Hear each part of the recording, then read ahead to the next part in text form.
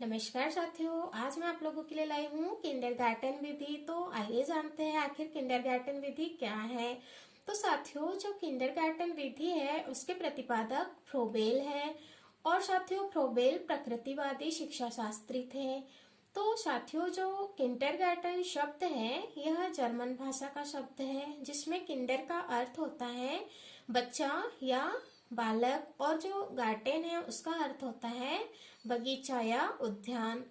तो साथियों, फ्रोबेल के अनुसार जिस तरह से माली बगीचे में पौधों को सिंचित करके विकसित करता है, ठीक उसी तरह से माली रूपी शिक्षक विद्यालय रूपी बगीचे में जो पौधे रूपी मतलब बच्चे रूपी पौधे या विद्यार्थी रूपी पौधों को ज्ञान रूपी जल से सिंचित करके उनका विकास करेंगे। तो साथियों, फ्रोबेल ने जर्मनी में एक गांव है ब्लेकेनबर्ग करके गांव, इस गांव में बच्चों के स्वतंत्र शिक्षण के लिए एक विद्यालय निर्मित किया था, और उस विद्यालय का नाम इन्होंने रखा था बाल उद्यान।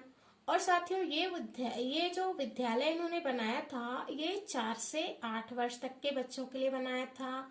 और साथियों, इस विधि का जो मेन उद्देश्य है वह यह है कि इस विधि में गीत, गति और रचना का विकास करना। साथियों, जो खेल है, खेल शब्द का या खेल का सर्वप्रथम शिक्षा के क्षेत्र में प्रयोग इसी विधि में किया गया। और दोस्तों, जो हमारी सहायक सामग्री होती है, जो भी हम पढ़ाने के लिए बच्चों को सिखाने के लिए जिस भी सहायक सामग्री का यूज करते हैं, तो साथियों सबसे पहली बार विश्व में सहायक सामग्री का प्रयोग इसी विधि में किया गया है, मतलब किंडरगार्टन विधि में।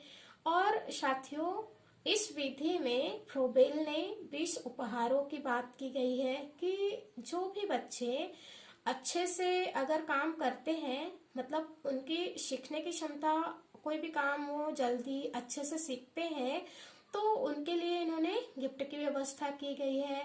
और इन गिफ्टों को इन्होंने जो है, इन उपहारों को उन्होंने फ्रोबेल उपहार का नाम दिया है।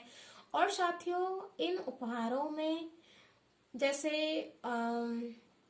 गुब्बारे हो गए, चॉकलेट्स हो गए और सीटी हो गई, इस प्रकार से उपहार बच्चों के हिसाब से रखे जाते हैं। और दोस्तों, इस विधि में उन्होंने कहा है कि इस विधि में महिला अध्यापिकाओं की नियुक्ति पर बल दिया जाए। तो साथियों, ये थी किंडरगार्टन विधि। Thank you.